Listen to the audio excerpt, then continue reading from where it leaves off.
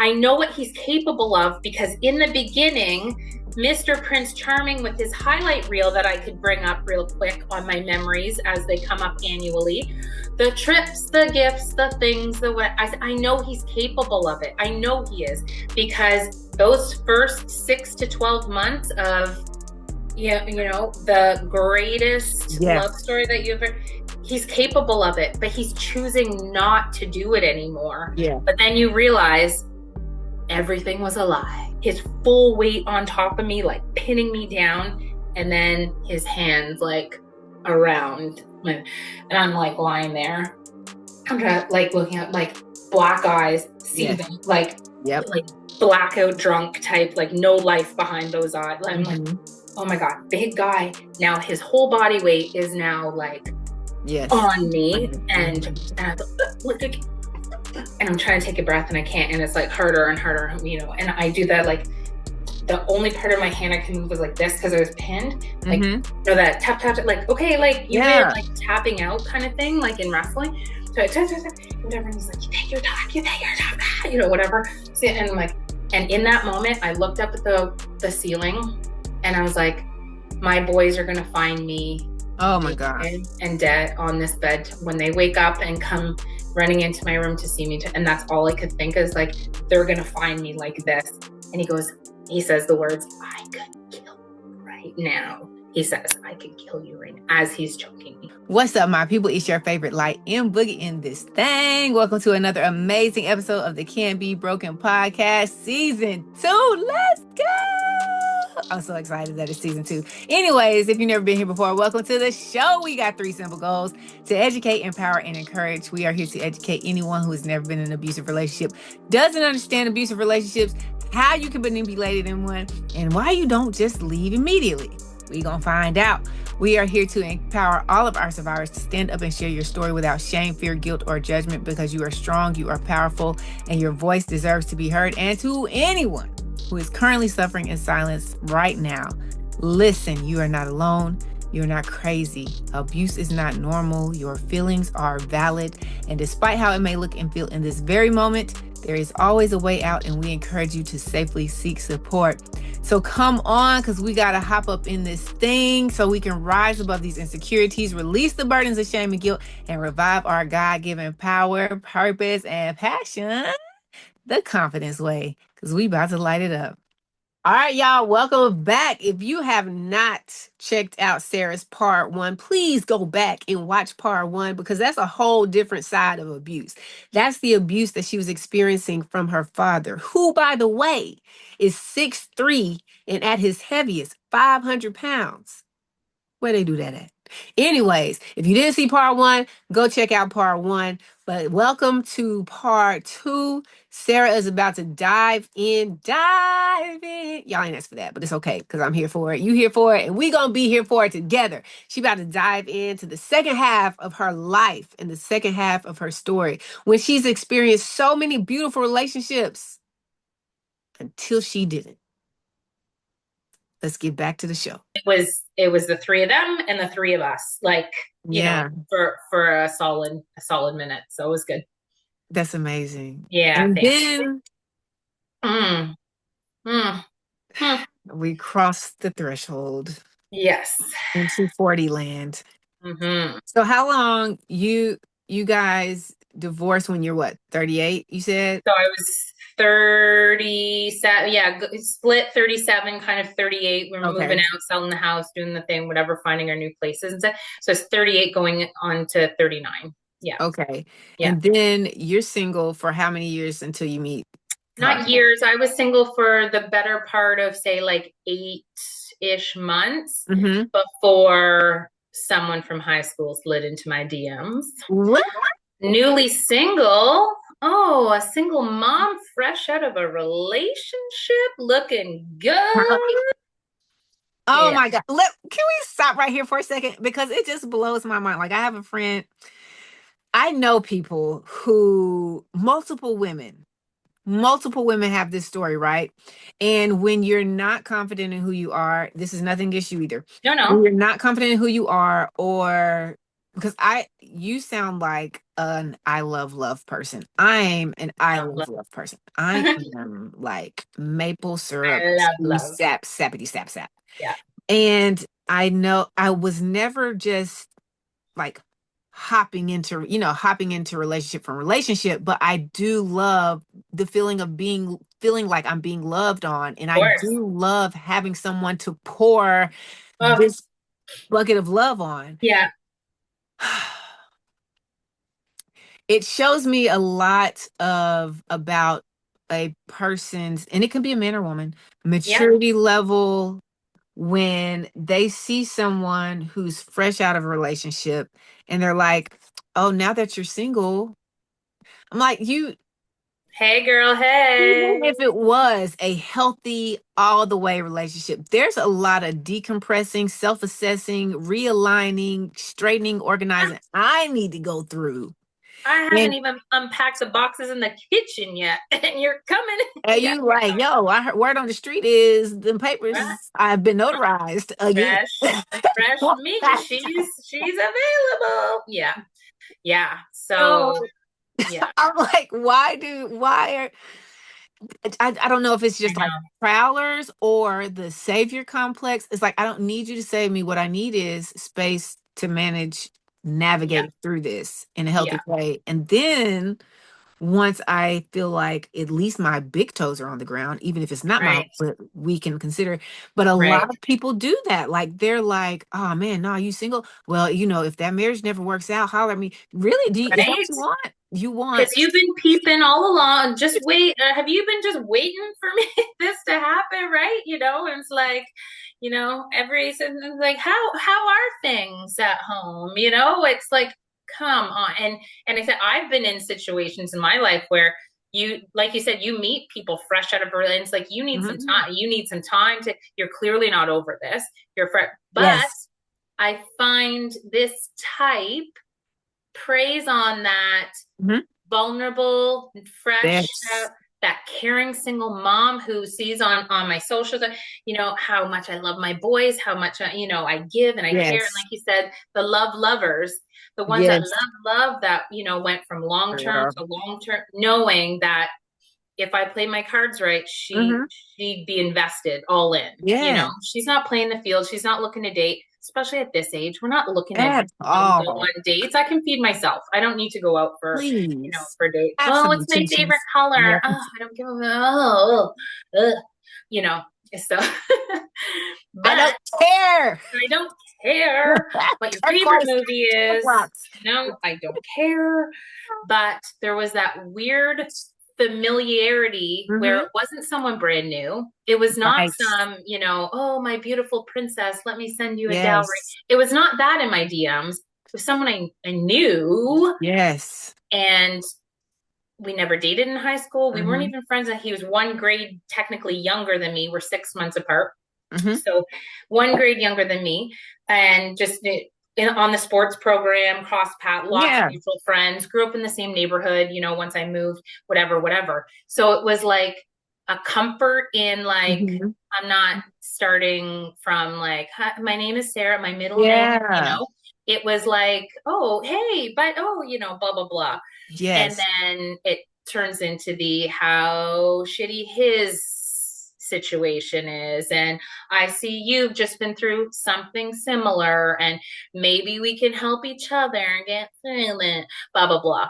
But again, at the time, you're not saying it with that You're not. tone. It's like, oh my gosh, yes, I Yes. have just been through. Let me Mm-hmm. tell you all of what I've just done, gone through, been through, whatever, as you like mirror that. Oh yeah, same girl, same. Like, let's lean on each other. Hey, twin. Let's lean on each other as we get through this difficult time. Oh And my it's like, gosh. oh, okay, yes, let's do that.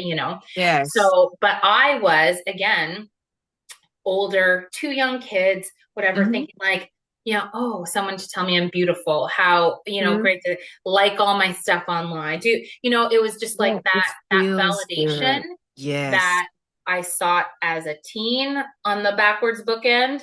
Mm-hmm. And that, it was just that like, oh, okay, yes, I'm seeing Mama still got it. Okay. Mama still got it. And, I was working on my fitness. I was looking Yes. great and feeling good and really just like ready to love on someone, like Mm-hmm. fully love on someone else, Yes. Yeah, so that's kind of where that started. I had my own place, so it was Mm-hmm. great because he could come over anytime, when Yeah. I didn't have the boys and whatever. And yeah, it just kind of that slow, charming, Mm-hmm. introducing to what I now know as love bombing. It was Ah. amazing. The Tell us trips, about it. girl. Tell Oh us my about it gosh, because we were going on trips. We were seeing, what do you, I love watching live sporting events. I do. Mhm. So again, I grew up tomboy, boys, Yeah. boy, all of my friends were boys. But I was like the little sister. I was never Yeah. the like love interest until I was later Mm-hmm. later in life. I was the girl next door. So we went to different cities in the States to like watch sporting events. Yeah. Where we went on a trip down south. And then it was gifts that I was just like, at Christmas, at this and that, whatever. But it wasn't till sort of much later that I realized and found out like he was still fully in a relationship with his soon to be at that point. But I'm being told she's crazy, block her right away because she's going to try to tell you some Oh, bull. She's going to try to where? come to, yep, right? Right. And again, never having experienced this before in a Mm-hmm. healthy adult relationship, Mm-hmm. I was like, she does sound crazy. Yeah. Tell me more, Let whatever. me go search this random person I don't know and block her so she Right? can't I'm see going to what block. I'm And I doing. didn't know her. She didn't go to our high school. She was a little bit Yeah. older. She, whatever. Two kids together. They had like a ceremony down south, married, but not Mm-hmm. like official paperwork here, married, but for all intents and purposes, married, two You're children. married. Yeah.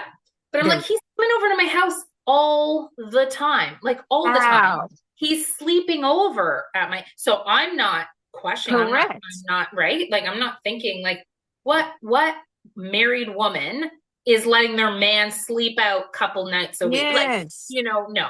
So I'm like, I will block her. She sounds crazy. And I don't want that harassment. She's just jealous because I'm trying to move on, blah, blah, blah. Right. I'm She sure won't you've let heard it, you move right? on like y'all were Right. having the past. Just let Yeah. it go, sis. Right. Right.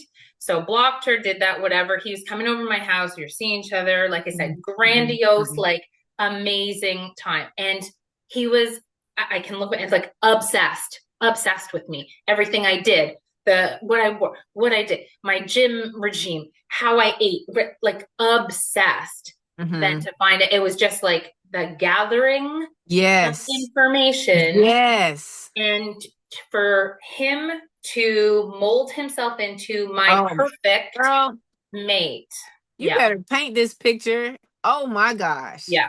Like just, it's weird. We like all of the same things. That's and crazy. we do, right? Like, so, and it's just, I'm a big country music fan and concerts are my handbag. So, right? Like, instead of handbags and shoes, what I am going to a live music, country music is like my jam. So it's like, then we're going to all these concerts. He took me to see my favorite artist in a different city and this, whatever. The cameo that you can get, like, for them to send you a video, whatever. Yeah. I had a cameo of my favorite artist tell me that we were going, right? Like, it was just this, like, I've never experienced anything like this in my life before. Baby, he pulled out the stops. All the stops. And so this was, most of the mid to most of 2019 was this. So it was like, but I was like, I'm newly single. I'm just getting out of a long-term relationship. I like, let's kind of whatever. But it was that, like, I'm all the attention, the accolade, the trip, the things that, and I just felt so special and so whatever. Yeah. And then I was hit with the line of, I finally met my match. Like, I finally met my match. Somewhat him to me.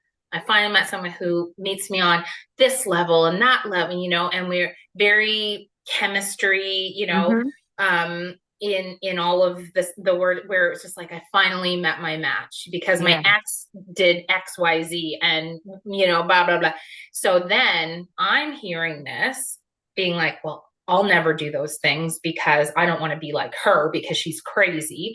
So it was like, oh, we would only sleep together like once or twice a month. So I'm like, well, I better make sure all of your needs are met all the time. So, because I don't want to be like her. And it was just like, she was so cheap. She nickel and dimed me everything, here's half the receipt, blah, blah, blah. And I was, oh, well, I'm over the top generous with him, buying him clothes, doing things, whatever, because we're in that love bombing phase of like, well, I'll match that energy and that, Mm-hmm. so over the top generous. Don't even Let me worry. Don't pause you right pay. there. Let Yeah. me pause you Yeah. right there. For anyone who's listening right now, like, and this is extreme. This is grown man love bombing, like legit. Mm-hmm. Because I'm talking about he's showing. I can show you the world. This is Aladdin, Jasmine, and all the things. Yeah. Yeah. But God create the way God designed the world and nature. If we could operate or remember how God designed nature, we as women we have the potential to do better for ourselves.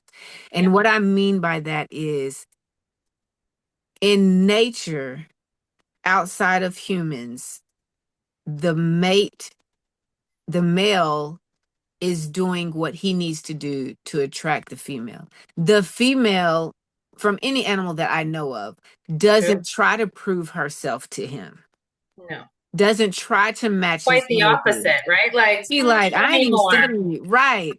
They all like that. They In all do most, that. in so many Mm, species, they're like, that's all you got? I'm not right? even, like, why are you talking to me right now? Don't you see me and my girlfriend over here?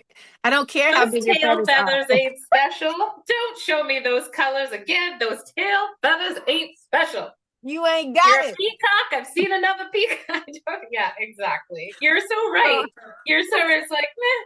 Yeah, yeah, Yes. And I wanted to point that out because it is important because you were in a vulnerable state and you I don't love what happened, but I love the dynamics of your story in the sense of even though you had beautiful relationships and the last one was still beautiful and still is, yeah. you still are in a vulnerable state when you get out. Like, Oh my gosh, yes. it's not that you had to heal more so than just grow. Yeah, I'm growing differently now. yeah, And as I'm growing, just like with a baby, like a woman's body is a lot more vulnerable because all of the excessive nutrients and the stuff that is in excess goes straight to the womb. And it's like, right. feed it, feed it, feed it, feed it. And you just hang in there until it comes out. Yeah, You were growing differently and you're still vulnerable as you're growing into this absolutely. different space.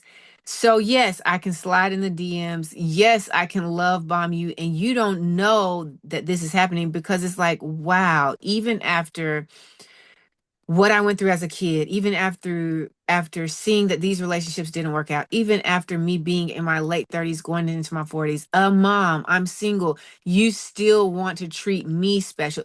And let's Right? just talk about how important it is as a mom. I haven't gotten to the phase of momhood where you're at now, but I imagine it's still the same.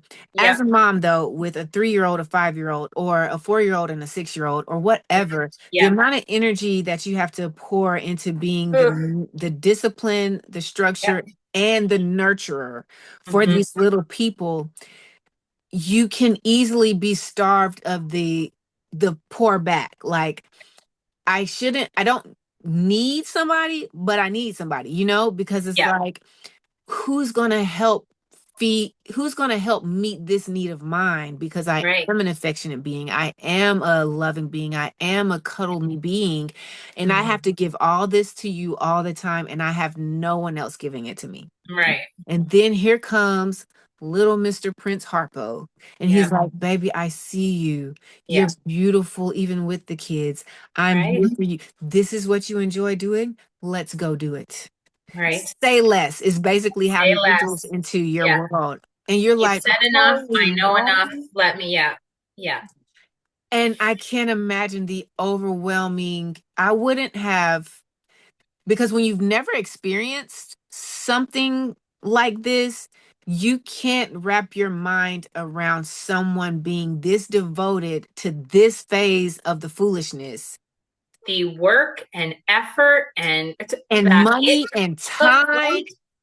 That it took to create stories on the other side, to be at my house, to be traveling for work. I came to find out, and we were like, the amount of work is exhausting to me to think even about. Think about.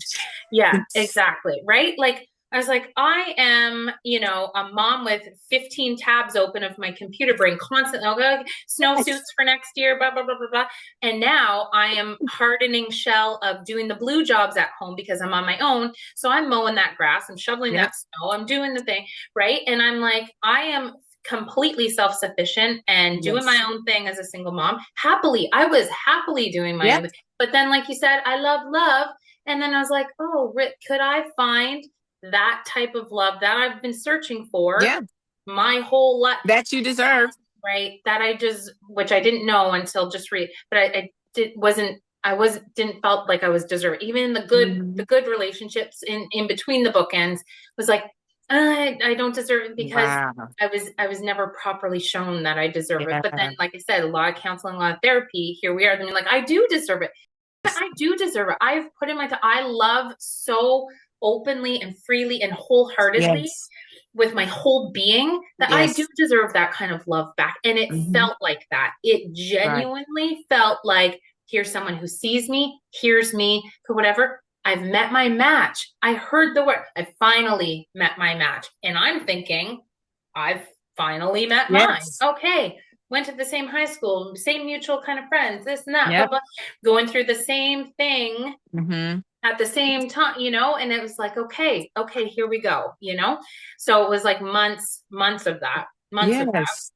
And I trusted him full heartedly right from the get-go, because that's the kind of person even though I was burnt I trust really fully, not thinking that there'd be any reason not to until you give me a reason to, right? Fool me once. But there wasn't that, right? Like, it was like saying the right things, doing the right things, showing up when I need you, helping me with stuff, it was just like, okay. And how the heck are you doing this with a whole family? A whole ass family, and like, in a different house. It's like, well, we're still living together and we just haven't told anyone yet. So like, I don't want to post anything with us two together because like our families from out of, province and out of don't know, and I'm like, okay, yeah, that makes sense, right? That makes sense. I get it.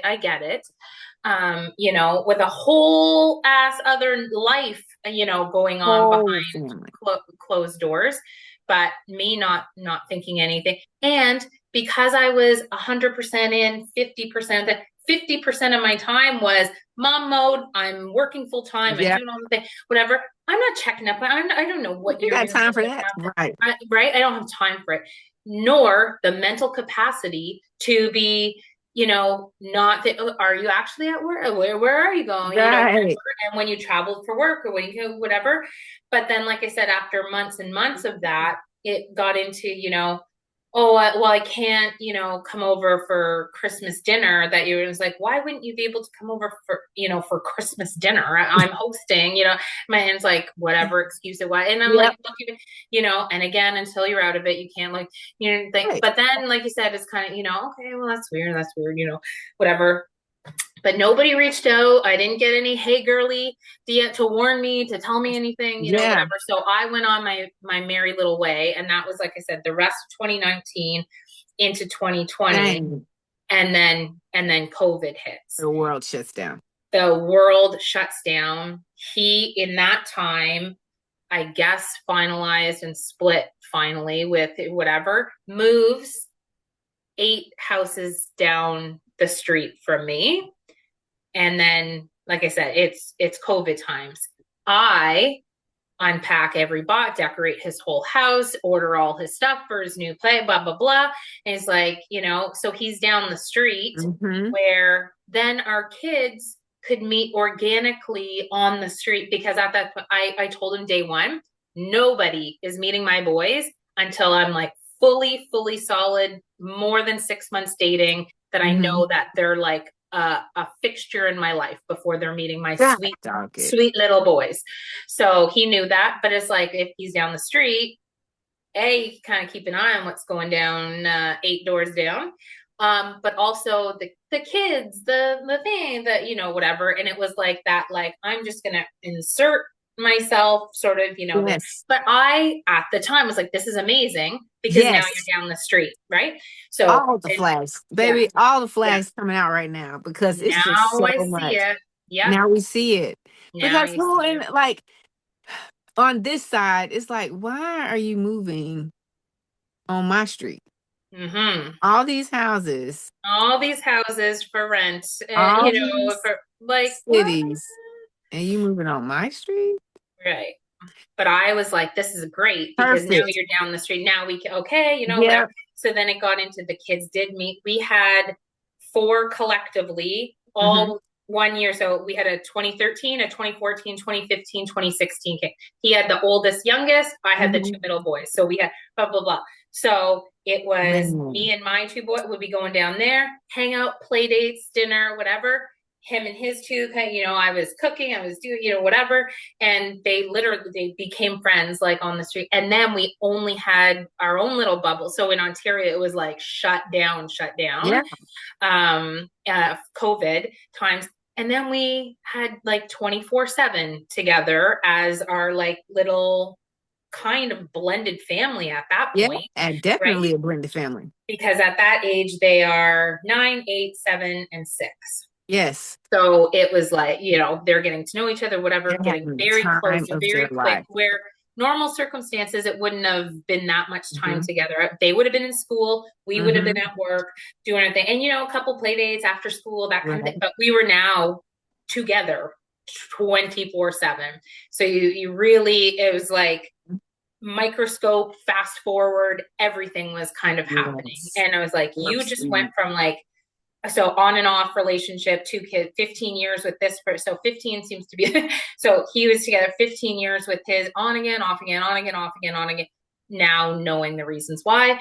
But, and then right into this, like, new family, new, person, whatever. It was like in fast forward. So we're now blended family, 4 young kids doing all the things, so that's kind of where, but it was still all good, all sunshine, lollipops, and rainbows through COVID.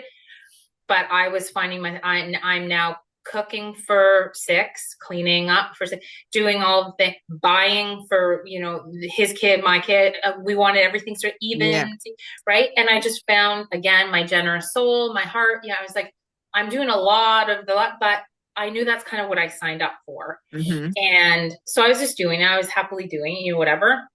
His job called him right back into the office soon after, where I worked from home for years. So it was like just kind of almost slipped back into those gender roles of the past, where, well, I'm home, I am working, but I'm cooking, I'm cleaning, I'm doing all of things, And then he was back in the office within a few months. So 1 year to the day of him moving down the street was, let's get a place together. Let's go look at houses with the 4 kids and all move in and be under one roof. Why are we 2 rental, 2 sets of bills, and again, you're like, of course, like, why are we doing that? So 1 year to the day, we moved, we brought the kids, we find a new, bigger, very expensive rental, but it made sense at the time. And, him making about $50K more a year than me, and me making a good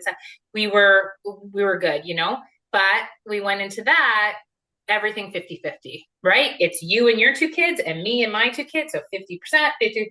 Again, you're thinking someone who makes $50K more a year, maybe contribute a little, but I was like, no, I would have been paying that if I was on my own with now we've blended, this is what we've decided. So everything was 50-50. So the way I heard about him in his past relationship being nickel and dimed, where I'm like, now It's I feel you. like I'm being, I don't make nearly as much as you do.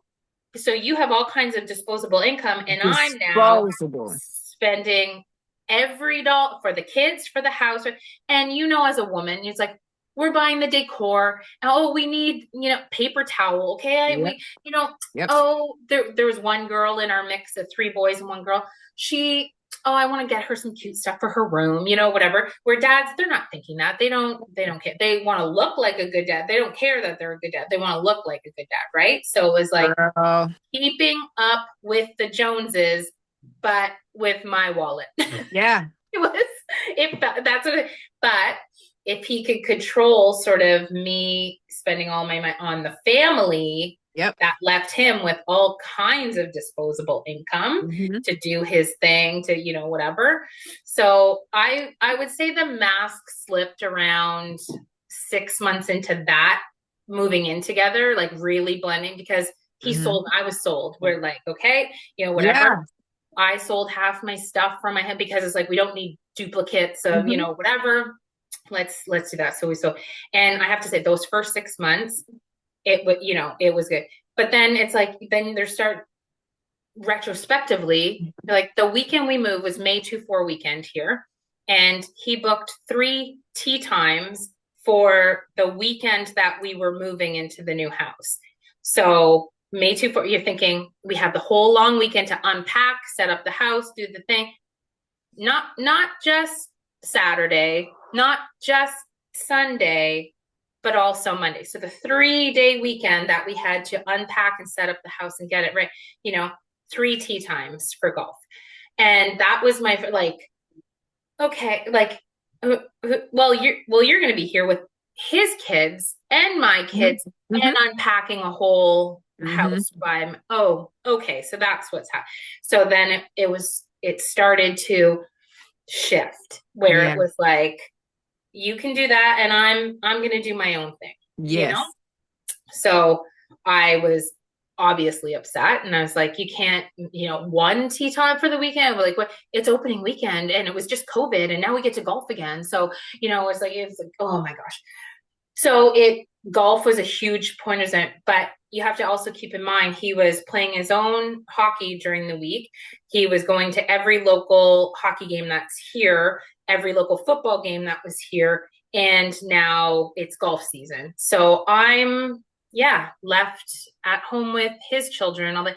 And then so Mm-hmm. you talked about having that maybe once a month, that exhale where you don't, it's like, but when I didn't have my Mm-hmm. kids, I have his. You have And his. when Yep. or all four. Yeah. So in our calendar, it was a combination of my two, his two, or all four. But, Yes. and it's like, so now I went from 50% ready to exhale, some girl times, go out with Yeah. my friends, I always plan my stuff when I didn't have my boys, to now I'm home with Yep. 2 to 4 children At any all given the time. time. Yep. There might be one Tuesday on a full moon that might align that, that Right. we might be kid free. And then I found those things like, oh, you made plans with the guy. Okay, that one night, and it was like, Yeah. it started to get into that. It's Yeah. he's getting all of the mental health breaks that he needs, doing all the things. And like you said, I think on a surface level examination, which you can't examine it because it's just surface level. Yeah. There's something wrong with him having a $50K increase and y'all still splitting the bills, But like you said, I mean, we're not married and we're kind of just Yep. in here. So you naturally get it. Yeah. However, there's that side of it. And then there's their side of it, which is strategy. And people aren't going to necessarily believe because they're so charming. They're so good at what they do. Surely he didn't strategize this. He didn't Or think about that. No. no. It's just, that's okay. 50-50 makes sense. Yep. Right. You're Yep. not thinking there's a different lens there being applied, being like, well, if she has no money at the end, she can't do anything. She can't do anything. Yeah. Yeah. And that's like even going back to, okay, the first thing is 6, 8 months in, I can't make Christmas. But then we're finally divorced. Let me just move down here. Like his they play the long game Oh my God. so well. And Long I'm game like, is how an do you understatement. have the emotional Yeah. capacity to pretend to be somebody else for so long, knowing that if I can just because it's like their fuse, their anger, like it's really short Yeah. in reality, but the representative of them has the most amazing patience in the world almost. And it's like you really sat here and moved in 8 houses down because you knew of course he didn't know, Yeah. maybe he did start COVID. No, I'm kidding. Of Yeah. course he didn't know the world was going to shut down. It was all No. part of his plan. Right. He Right. didn't know the world was going to shut down, but he did know if I do this, I already got her on board, clearly. Yeah. And she's like, "Oh yeah, that's amazing. Why not? Yeah. That's not a flag. That's just No. convenience. How It is perfect." very convenient. Yeah. And then y'all blend. Y'all are already a blended family in two separate houses Yep. because the play dates, and then like, yeah, you can walk down the street, walk on the sidewalk, walk down the street, go Are over you there sleeping to the over at so. our house? Or are you guys sleeping over at our house? You're sleeping in okay, Yeah, yeah, all four can sleep here. And then yeah, exactly. We yeah, were like it's literally a already blended done. family with two houses at that point. Yes. Yeah. And I wanted to sit here for a second because people don't realize how strategic they are in every move they make in regards to the person that they're pursuing is strategy. None of it is by happenstance, none of it is by coincidence. No. I'm gonna start looking for houses now. I'm ready to start looking for houses. Or perhaps he waited and was like, let me just see what the market's gonna do. Let me start looking for houses now that there's some opened up around her, right? Yeah. So then y'all move in there. Hey babe, like why are we even we're 8 houses. Like we Like, can literally why are we throw a paying for rock. two Why are we places? doing Yeah. this? Yeah. Why are we doing this? Let's And also with his two kids, oh, go meet the two boys. Oh, they're such nice Mhm, kids, blah, blah, blah. mhm. And yeah, this is my friend from high school, blah, blah. And come off as like the mom. I'm already a mom. I'm a mom Yep. of two kids that are exactly the same age, basically. Right. So it was like to relate with them. And then it Mhm. was like that purposeful manipulation of my daughter being the oldest get to know the other girl, Mhm. me. So her and I, Yep. because then it's like if the kids get intertwined with the kids and my daughter and her form that bond, And hook, line, and sinker. to this day, I hate that the bond between me and his daughter, like I hate that it Mm, had to be severed, mm, yeah, because she was really opening up and sharing stuff with me, and I really felt like she just needed to be heard a lot of the times. She's absolutely. experienced trauma too. And I'm like, dang. And come to find out after I left, like he's telling the kids, well, Mimi, because they call me Mimi. They're like, Mimi doesn't love y'all. She doesn't even want to see you. And like that is absolutely not the case. But Right? that's what you're telling the kids that you don't even take care of, that Right. that's the case. And Yeah. so, like you said, like the strategy of your mom isn't here right now, but you do have a substitute. And she's awesome and Yeah, she's and fun she's and she's pretty great. cool. And yeah, exactly. And she, being the daughter of a narcissist, has only seen a dysfunctional, Mhm. family dynamic where it was like she needed a girl to talk to. She needed Yep. another female that wasn't her mom and wasn't her dad. So she Yes. was getting to that age where it was like 8 to 9 to 10, right? Like that girl age. And I said, we can Yes. even look back, be like, I even remember being like those very formidable years of like boys and things and my body and stuff and whatever. And you're never going to talk to your dad about that, especially one that does Right. not care at, right? Like I only care about my son and his hockey and his whatever. But yeah, we'll Mm. pretend, oh, I love you, right? So her and I like instantly bonded. And there was a lot of times that she'd be over and it would just be her and I, right? Yeah. And then he'd go, I'll take the three boys, go to the park, do the thing, whatever, when we were still in the everything sunshine lollipops. It's like, so he can hang out with the boy, shoot pucks, throw balls, ride bikes, whatever. And her and I were, and she's like, do you want to go for a girl walk? Yeah, let's go for a girl walk, girl talk, girl time. And I was like, I'll braid your hair. Can I get, braid your hair, do your name, whatever. And I was like, oh, I love, so it was very, very early on at that age. She was just looking for like, where do I fit in? Because now I have sort of three sort of brothers in sort of that context where it's like, where do I fit? Where do I find? She's the oldest with three younger sort of brothers. And it was, so her and I were very, very close very early on.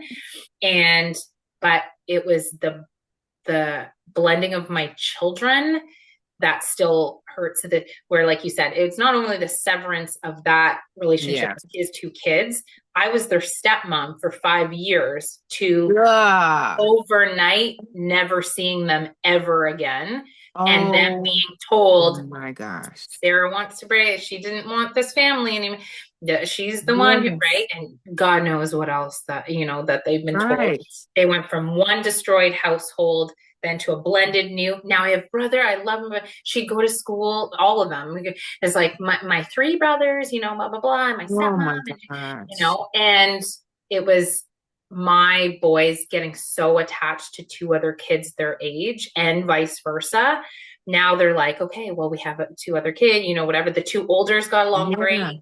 The two youngers were just little knuckleheads that, knuckles and chuckles. I would just, and so it was that where, again, fast forward 4.5 years down the road, that they still to this day don't know why in the middle of the night, that happened. So anyway, so 6 months ish, like I said, moving weekend, and then started to, the mask slip.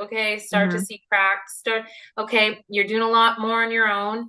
You're not quite telling me where you are all the time, but I'm here with the kids, doing my thing. I'm busy, whatever. And it was like that. I was always preoccupied with something. So it was like, kind of keep her busy. So I kind of do my own thing. Right. Yeah.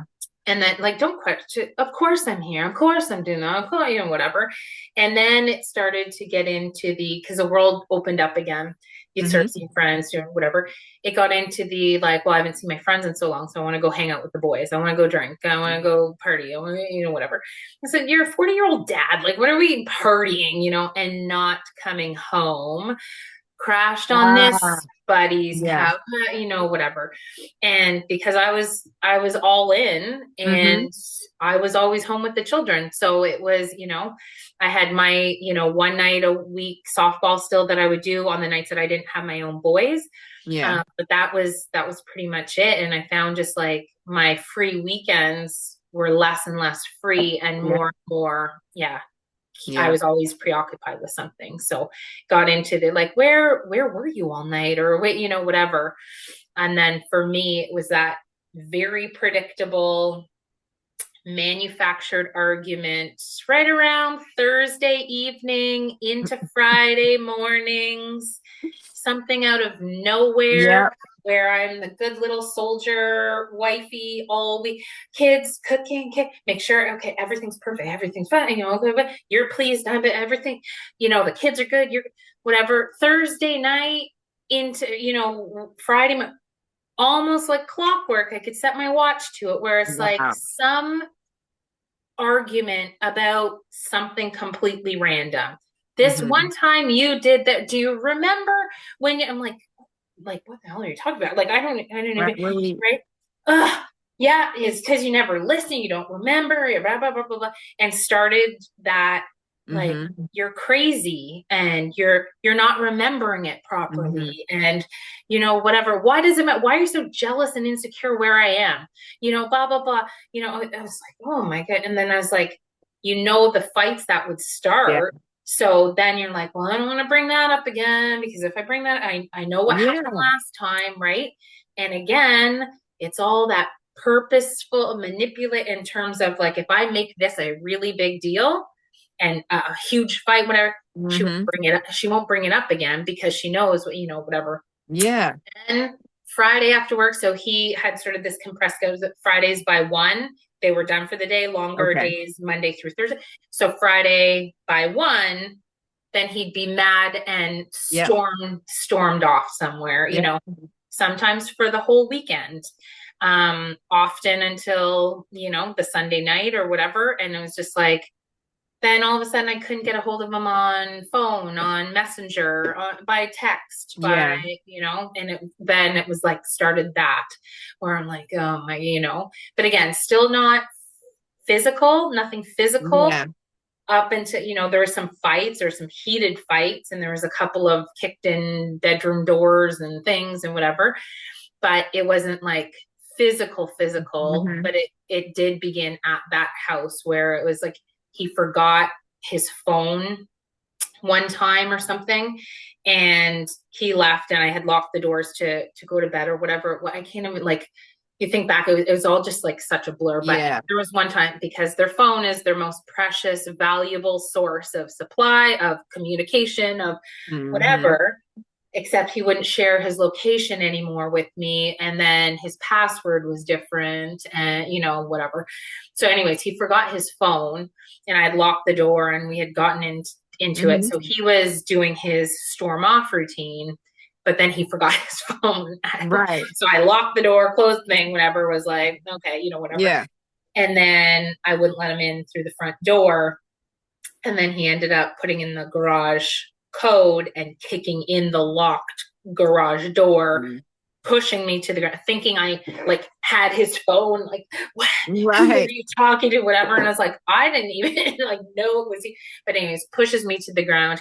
And then that's where it was like just those, like, kicked in a door, busted the thing, pushed me, it was those little, I can hold my own, whatever. I faced a giant, in my past life, where it's like I can deal. But this guy is Yeah. 6'1", 220 built, so Mm-hmm. like not little. Mm-mm. So that's where Yeah. that began. And I remember telling him in that love bombing phase of like, Yep. I would never accept a man yelling at me, even if they raised a hand, even like whatever, Mm-hmm. like my non-negotiables ended up being all of the things that in the end sort of ended us. Yeah. So yeah. So that kind of got me to that part. But the kids don't know, they don't see it. They kind of whatever. The next morning, mom mode, playing We're house, back on. like Yeah. everything's okay because I don't want them to know. And preying on a vulnerable new single mom means they do not want another failed relationship right after the relationship that they came. So Correct. it's like, I'm going to work. I'm going to put in the time. I'm going to change what I need to change. I will do Mm. what I am not telling my aunt again that I am not Yes. Oh right. my gosh, let's talk about this. The pressure we put on ourselves to Ugh, not, it is so I stupid know. But you don't want to be because back to back Jacks in terms of like, oh, another one. it's so stupid though, because you know how many people go out here and they're not even necessarily in relationships, but they just enjoy dating. Like, Right. I'm dating this person, I'm dating this person. We're not, none of this is serious. I'm keeping my options open. I've never been able to do that. Like, I've never been Ever. able to.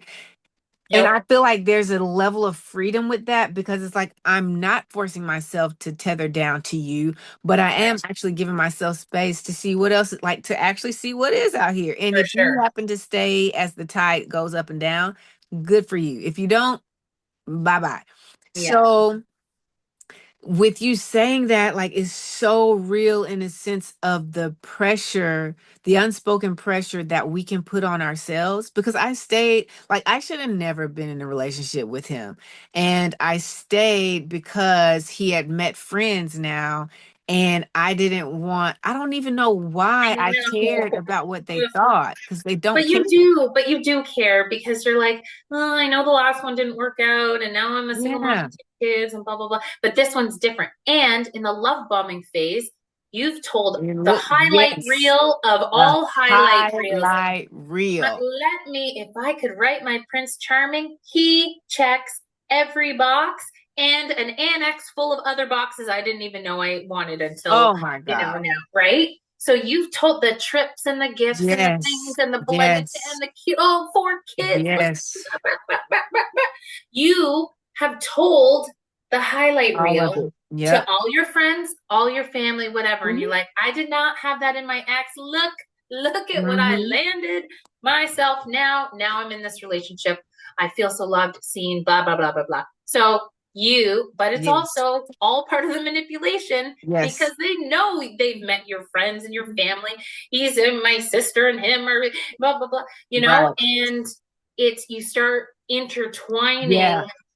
The lives. roots. Yep. The The roots roots are, are yep. twisted now where you're like, oh, okay, I'm not going to tell anyone that part, the Mhm. door frame, kicking down, phone Yes. snatching, but because if someone told me that, I'd be like, leave them, Yes. leave it, get your stuff and walk out the door, So Yes. you're like, until you say it out loud, you're like, I don't want to tell anybody that. And then even my sisters, who we have been through everything that you could ever together, whatever, I couldn't even tell them what was going on because I have now painted him perfect where I'm Right. like, I can't show the cracks in the Mhm. canvas. I've painted him perfect. It doesn't Yeah. matter. The skies are pink. The future's bright. I couldn't even tell them. My best friends didn't even know. Yep. None. Because you're silently dealing with it at home, being like, okay, if I do this differently, it won't happen again. And I can't tell them because if you told anyone out loud, every Yeah. single one of them would tell you to leave that man Yeah. or And woman or person or whatever. let's talk about, and it's not Yeah. even out of it's all out of love, but then you don't want to have the burden of having to manage.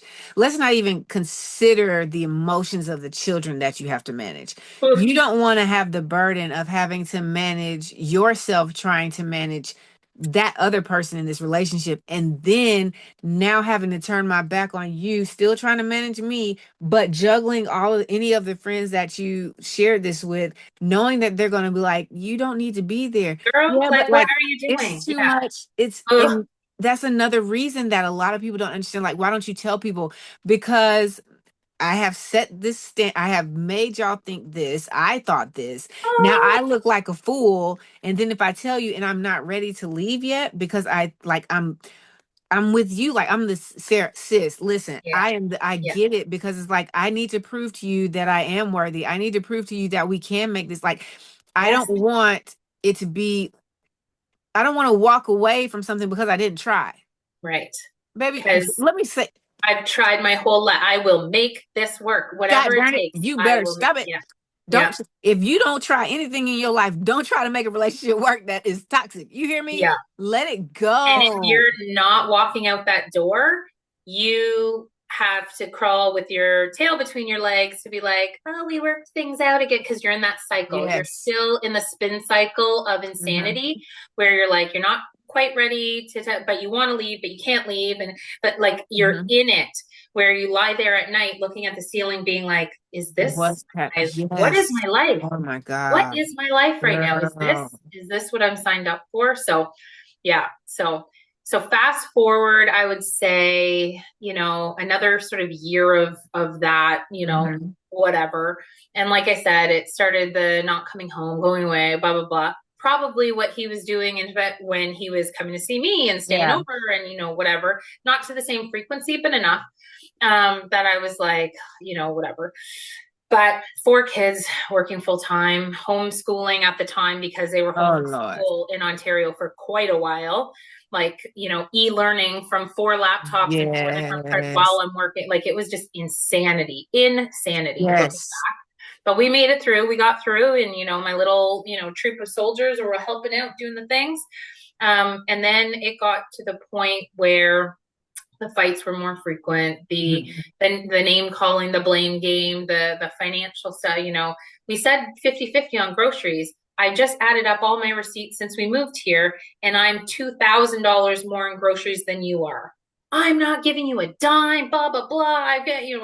And then, like you said, then the promises start Mm-hmm. changing. And it's like the bullseye that you're always trying to hit is moving Oh constantly. my gosh, it's always Always moving. moving. So how are you going to make that shot when it's always moving? And I'm there with my darts trying to, and it's like, well, last Yes. time you said that we would, but oh no, just kidding. So now what, and it was then it was financial, then it was this and more and more frequently out and not coming, whatever. And then it like full, like, I'm like, what am I doing here? But I can't afford anything on my own now. Like I'm fully invested into Ah, this. Half my stuff is here. We're stuck in this. We're on a lease, right? So we're like stuck in this rental, blah, yes. blah, blah.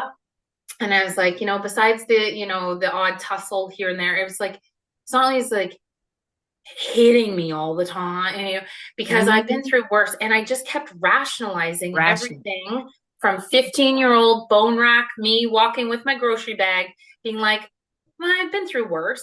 It, It was right. Like you just kind of are like, I can, if I dealt with that, I can deal with this, whatever. But in the same vein, we're posing for family photos and like, but oh online, my gosh, read my life. right? And then he's screaming at me after we get home and the kids run downstairs to go play, right? About like, whatever. It was just like, what what is my life? And I'm educated, I'm smart, I've been through a lot, Yes. I'm resilient. Yes. I was like, he still played that long game. Like I said, Long the game. mental fortitude to play that Hmm. long game Hmm. is so Hmm. diabolical when you look back on it. Being like the Diabolical. little drop, okay, the little drop of cyanide. Oh, she can't taste it yet. Oh, a little bit, right? It's just that like slow burn. And then you get Girl. used to the cyanide and you're like, Yeah. it's, I've had worse It could be cyanide. what, but let me tell y'all something. I had If you're napalm in a before, so this isn't relationship this isn't so bad. and you ever find yourself saying it could be worse, please get out. Hmm. Hmm. That is not how you're supposed to be feeling about any relationship, any partnership, any job. Like if you're convincing yourself to stay with the argument that it could be worse, it's already bad enough. Yeah, yeah. And that's And not where you're supposed to be. it's never going backwards. It's not.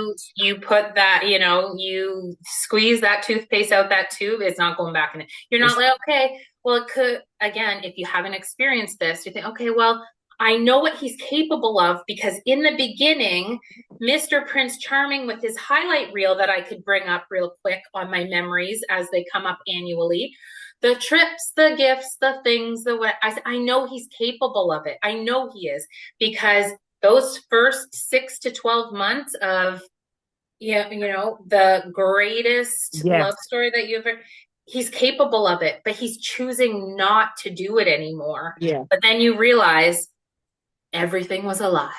It was The all stories from his past were a lie. The trauma, the crazy ex, she was probably a very nice, sane, normal person like that before she met you. before meeting him. And we probably would have gotten along great if we weren't Oh, triangulated against each other. And just you just look by and it's like that didn't add up. That didn't add up. And stupid stuff, just like one quick example. I was with his son. We were going to pick out a gift at Walmart for a cousin. This hilarious situation happened where like you retell the story and it's like we ran into this, little guy who had a mustache. He was a midget, but as a little person, when you're 4, you don't know what a midget is yet. So he turns to me and he's holding my hand. We're looking for a gift. He goes, why does that little boy have a mustache? And then he goes, that little boy can't drink coffee. I die laughing. Like I died right. laughing because you're like, as if you're watching a sitcom, like this is the fun. Outside So of it, I yes. retell the story. He dies laughing. Everyone who hears it, like we howling laughing. The way he said it, the way I reenact it, where I'm like, Yes. no, no, shush, come on, no, come, like, okay. And this little Mexican is like standing there like, ole, like what? Like what do you say, right? So I tell this story. I catch him the next weekend telling that story Mhm. with him in place of Of me you. retelling it the way I had retold it already, but as if he was there and he saw it and he held the son's hand. I was like, That's so I walked into bananas. this and I was like, wait. The anger that came from calling him out that wasn't his story and that wasn't what happened. I wish I just would have never ever said, because I walked into halfway through the story Yeah. where everyone is like, In it. right? And Yes. I'm like, he's not that funny. So I'm like, I must go over and investigate because he is no comedian in the best of times. So I'm like, what is so funny? So he is telling this story and he goes, and then I grabbed his hand and he said, and I was like, I said, no. I said, so it was stuff like that where it's like, Yeah. even any accolades that I got, he diminished them. Yes. Anything like a work thing, like big charity events that I would hold, whatever. It's like, oh, that's a waste of your, time or money or and it's just like, everything, every funny story, everything. Mm-hmm. Anytime people are like, "Oh my gosh, you ran a half marathon," like blah blah, and it's like, wow, like yeah, it wasn't like the best time or what. Everything was diminished, Yes. everything, and that's really deflated. It's like, it's Yes. like after a while, it's like it's very deflating that you just Mm-hmm. stop telling stories and you stop shining your light and you stop, Girl. you know, you start, yeah, you don't want to tell because it's like to have your biggest hater be the one you're in a relationship with, right? I was like, this is like Mean Girl High It School. doesn't even make sense. No, Because first, like you said, okay, bump all the representative and no, don't bump it because like so yeah. much is happening that you're saying that is so real. Mm, Because it's like I just can't. It's so crazy. it is. You you present this person to me and now for the remainder of the relationship, however long I am in outside of my mind, apparently Yeah, I'm holding on to the fact that I have hope that you actually can be this person. So if I do get right, we can get back to who you show right? me you can be. But you can't be that person. It's just the front, right? You Yeah, were just playing a role. So that one thing is one of the answers as to why people stay so long because like it's like the guy off of the not the Geico commercial, but whatever insurance commercial is, and he's got the fishing rod and the dollar bill, and he's like, you gotta be quicker than that. You're never gonna catch the dollar bill. no. You're But never you're gonna catch you're the gonna carrot. try. You're gonna keep trying because you're Yes. like, I know I can catch it. If I really, really tried, yeah. Yes. But you Jump can't higher. catch it. If I just jump higher, if I just keep my mouth shut, if I just, yeah, exactly. You're not gonna And you're catch it. chasing Mm. that, like they said, like the first time a druggie gets high, right? You're Yep, you're chasing chasing that that high dream. for the whole rest of and being with a narcissist is the worst drug you'll ever be on because Mm-hmm. it's a slow burn, but you're addicted right away. It's an Mm-hmm. instant addiction. And you're chasing that high that you had in the love bombing phase, but Yep. never quite getting it. You'll And it's never get it back. nothing, no. And, and it's very, it's a hard lesson to learn when you realize none of this was true. Mm-hmm. He doesn't care. He He does, does not care. he doesn't care if I'm suffering. He doesn't care that I'm sad. He doesn't care to diminish Actually wants every, you to suffer. that is the goal. So the slow diabolical end game is for you to be as miserable on the outside as I feel on the inside, and I will do whatever it takes but I'm going to pretend I'm better than you, Mm-hmm. whatever. Or Oh my God. if he lost at anything, because I can bring it when it comes to a lot Yeah. of things, right? So we go like bowling and Yeah. I won and I go to take a picture, whatever. He's like, do not post that, whatever. Because Oh to my God. everyone Yes. else, it had, You're you're the losing. best, you're the fastest, you're the smart, you're the, whatever and so like you said, then I became a shell of my former self because I was like, I am not the bright, joyful ball of light that I bring to all of my friends and like So anymore because sad. it's just that crack, chip, Yeah. chip away, chip away, chip. And eventually when you chip away at anything solid, it will It crumble. crumbles. And it got to the point where we were, so Do you want to sort of know the sort of ending of sort of how this goes was, or do you want to touch on anything else before we go there? Well, Yeah. before you get to the Yeah. ending, one other thing, Hmm. what you just described, I've said this in previous episodes, but you say it big. It shouldn't even surprise me when I'm having these conversations anymore, but it still just blows my mind how parallel our lives were and how parallel the Harpo's lives were. Like, Right? it's crazy to me that even though we're two totally different people, we're From not even different countries, from different ethnic backgrounds, possible, like from all different these everything, things. as different And as we you're could almost be. describing my existence, Right? on a certain level. And what you said about the joy, like me and you are these bubbly, joyful people. And for those of you who don't know, like I don't know any of these people. I just hit them up in the DMs and amazingly, they're like, "Yeah, let me talk. I'll talk with Really, them." young And I'm girl. like, "What? Okay." So we don't. I don't know y'all's personalities. I know Yeah. nothing about you really. If we do extend a conversation in the DM, I can kind of get. But most of the time, it's not going anywhere. Like we ain't talked for a Right. week, and then it was like, "Hey, see you on the call in an hour." Okay, Yeah. girl. Yeah. So I had no idea this is your light. I didn't know Right. how your light shines, but you're saying like your light is dimming, your light is dim. That's literally how I described it on the outside. Like I could see, to me, it was trolls, and you got Branch who's already gray, then you Yeah. have Poppy who's bright, but because of all of the like, I can, the hope, I can, the hope, and nothing changes. Slowly and surely, like your color just goes, it just Yeah. fades to gray.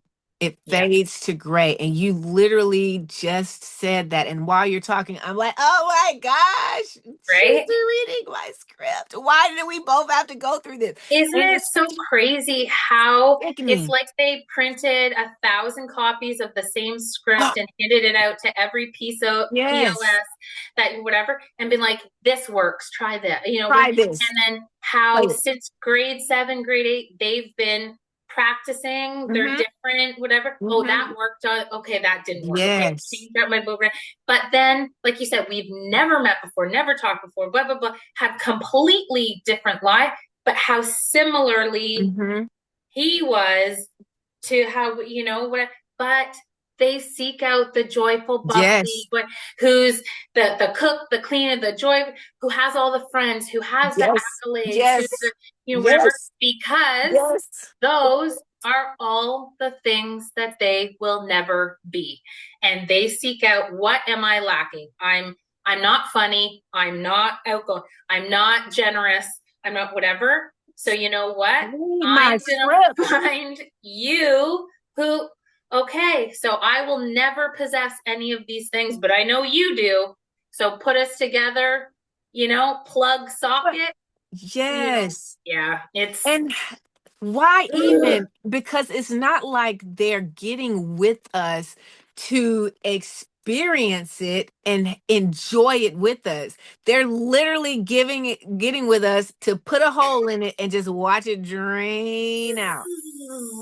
And I'm like, now, you don't even. now you're as miserable as I am Yes. I'm like, you don't inside. even like this. And Yeah. you're willing to, and then they do it again and again. How exhausting. Rinse, repeat, rinse, I'm like, repeat. how can you? It didn't work. Like you didn't win. And so you're like, oh, okay, well, let me just go get another one. How? How do you have the capacity after all of the turmoil and the You strife are that no you claim you've longer been useful to me, and now child, I'm right on to the next newly single mom right that on to the has to next? right on to I the don't next. see how. Yeah. Because, and as you can clearly attest, in the relationship, when we are together and we are trying to dance to the beat of their raggedy drum and Yeah. never can catch the beat, it's not only physically, emotionally, and mentally draining and exhausting for us.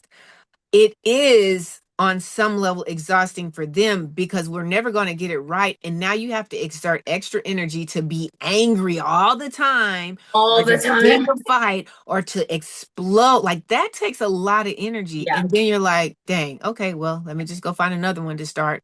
And then you get a glimpse into what their mind looks like all the time. It's like if you're expending that amount of energy to be mad all the time, criticize everything that I do, call me names, Oh my it God. is exhausting from probably two people that I don't like confrontation. I'm going to keep the peace. I'm the peaceman, whatever, because it's like they know that you're that type. So it was, but it was like, how exhausting it must be to not only keep all the balls in the air juggling on this side, but then to be spewing to you on this side. Yes.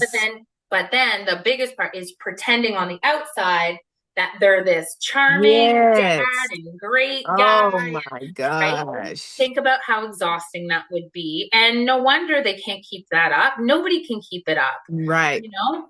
And you know, so then we find ourselves and it's like, well, now I'm with a fraudster who's been lying about everything since day one.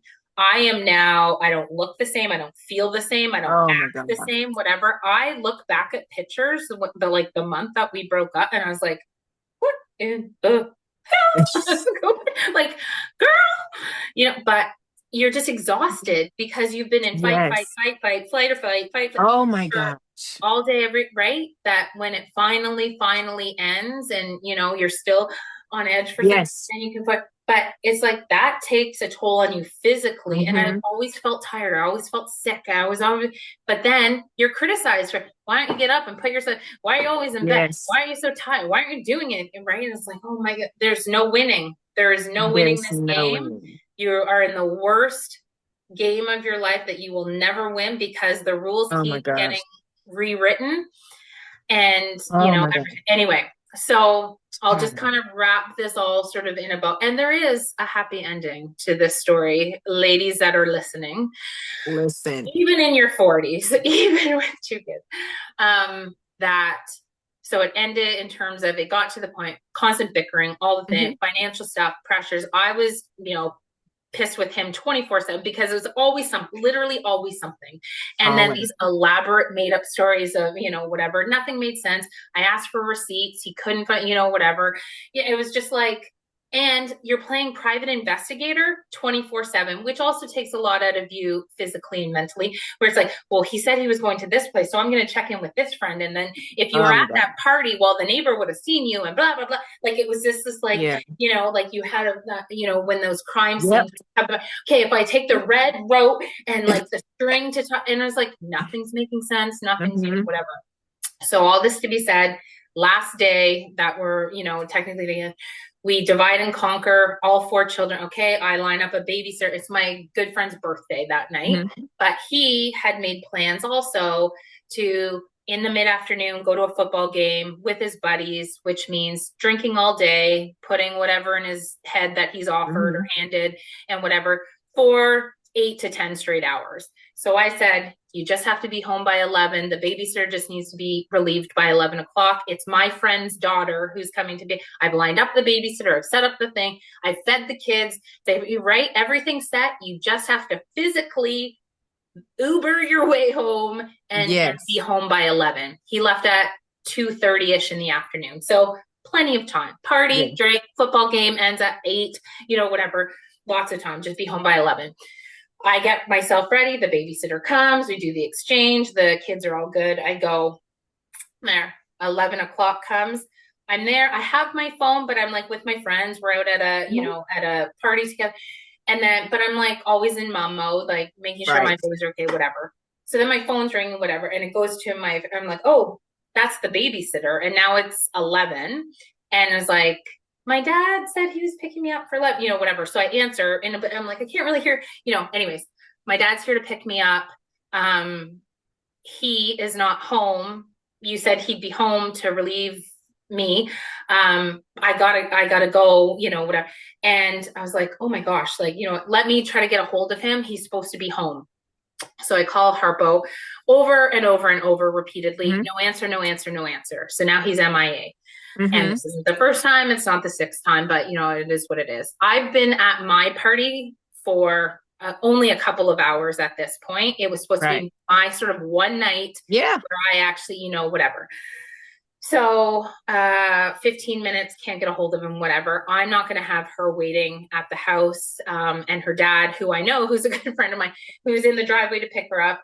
I said, all 4 kids are sleeping. I'm 10 minutes away. You go with your dad. I'm literally, we will pass on the street. I'm on my way home. Okay, thank you so much. You're like, sorry. I said, it's not you. Like, it's all good, whatever. The whole drive home, right? And, redial, no answer. No answer.